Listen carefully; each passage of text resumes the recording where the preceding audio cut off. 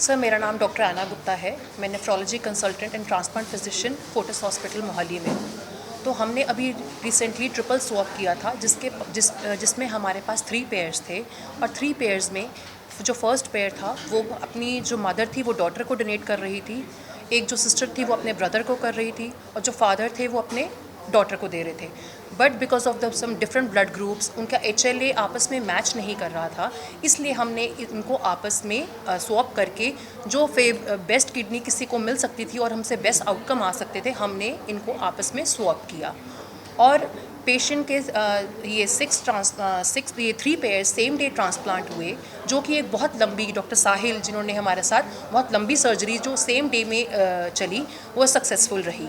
और आज पेशेंट को नियर अप्रॉक्सीमेटली 4.5 मंथ्स हो गए हैं पोस्ट ट्रांसप्लांट, एंड सारे के तीनों patients as well as donors all are doing absolutely well.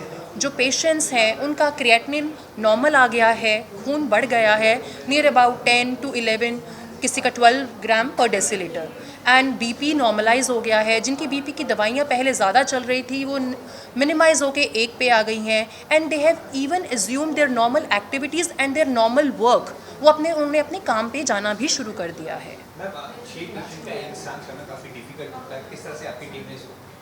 6 patient का करना बहुत डिफ़िकल्ट होता है sir, you are absolutely right. सबसे पहले उनको ओटी तक पहुंचाना, उसके बाद हमारे पास एक्सपर्ट्स हैं हमारे एनेस्थेटिस्ट जिन्होंने उनको सेम टाइम पे ऑप्टिमाइज़ किया। 6 पेशेंट्स को उनका, जैसे कि आपको बता चुके हैं, कार्डियक का सारे पैरामीटर्स, उनको इंडक्शन देना है एनेस्थीसिया को, स्पेशली किडनी पेशेंट्स जो ऑलरेडी वेरी हाई रिस्क होते हैं।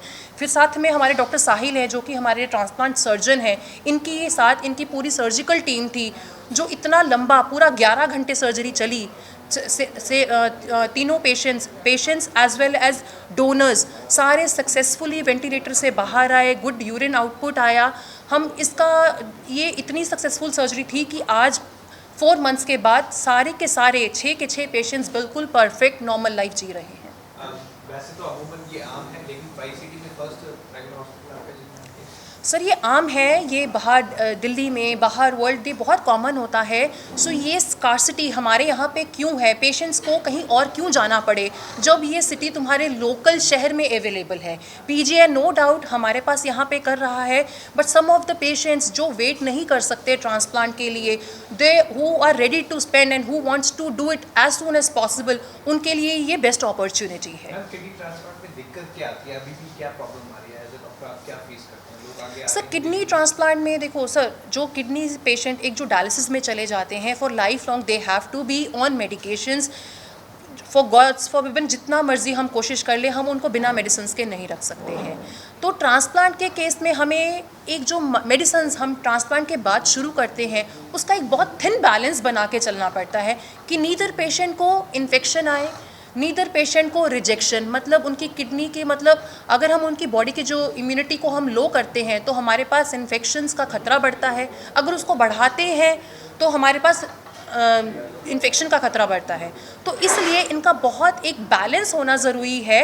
और पोस्ट ट्रांसप्लांट भी हमें मॉनिटरिंग, जिस कारण उनकी किडनी ख़राब हुई, BP के कारण हुई, शुगर के कारण हुई, वो हमें पोस्ट ट्रांसप्लांट के बाद भी इनको मॉनिटर करना पड़ता है।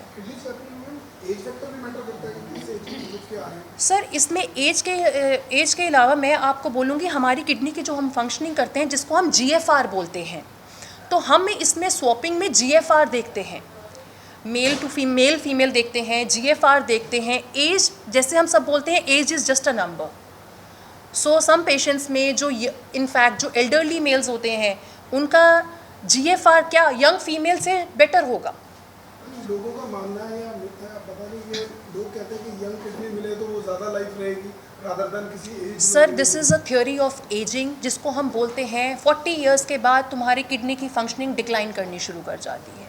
सो वेरी करता है, that's why I am saying for this precise thing to be done I need to go, हमें GFR देखना पड़ता है। किडनी की एग्जैक्ट फंक्शनिंग हम क्रिएटिनिन के बेस में भी नहीं जा सकते हैं, जो हम सिंपल ब्लड पैरामीटर करते हैं। एडवांस न्यूक्लियर मेडिसिन टेस्ट है जिसको हम DTPA स्कैन बोलते हैं, जिससे हम किडनी की फंक्शनिंग करके GFR करते हैं। हमारे पास बहुत सारे पेशेंट्स हैं जिनका क्रिएटिनिन बिल्कुल लगभग 0.8 0.9 तक होता है, बट GFR करके देखेंगे वो कम आता है। तो हमें उनको मना करना पड़ता है। कई केसेस में देखा गया है जैसे ऑपरेट होने के बाद भी काफ़ी सर्जन की निगरानी में रहने के बाद भी किडनी जब स्वैप हो जाती है या किडनी मतलब सक्सेसफुली ऑपरेट हो जाती है तो उसके बाद भी वो किडनी फेलियर कुछ ईयर के बाद हो जाता है। Sir this is a process. हम एक किडनी को, हम एक पेशेंट को उसकी लाइफ ईज दे रहे हैं।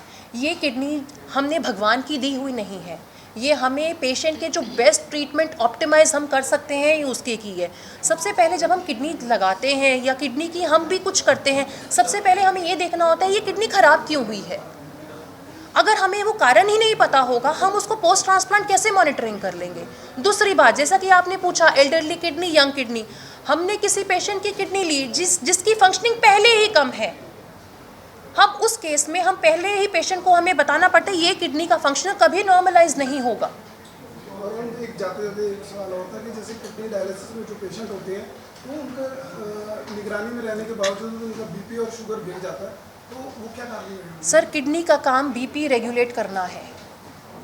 जब किडनी नहीं काम कर रही, बीपी रेगुलेट नहीं हो पा रहा। दूसरी बात, पेशेंट डायलिसिस पे है, हमारी कोशिश होती है कि हम पेशेंट को वही मेडिसिन दें जो डायलिसिस मशीन से ना निकले, बट सारे पेशेंट्स को दवाइयाँ चल रही हैं। तीसरी बात, हमारे शरीर से जब पानी निकलता है हमारे बॉडी का सिंपैथेटिक सिस्टम जिसको हम रास भी बोलते हैं वो एक्टिवेट हो जाता है, जिसके कारण बीपी और शूट अप करता है। सो बीपी बढ़ना इंस्पाइट पेशेंट ऑन डायलिसिस, जब तक आपकी किडनी काम नहीं करेगी आपका बीपी नहीं कंट्रोल में आएगा। हम जितनी मर्जी, तभी मैं आपको बोलगी ये हमारे पेशेंट्स का लाइव एग्जाम्पल है। इनके बीपी की एक पेशेंट की 5 दवाइयाँ चल रही थी जो आज के डेट में 1 चल रही है। सो जब किडनी काम करने लगती है तो ऑटोमेटिकली किडनी के जो फंक्शंस हैं वो रिज्यूम हो जाते हैं। इस डायलिसिस में मैम आप क्या मैसेज क्या करना है? सर इसमें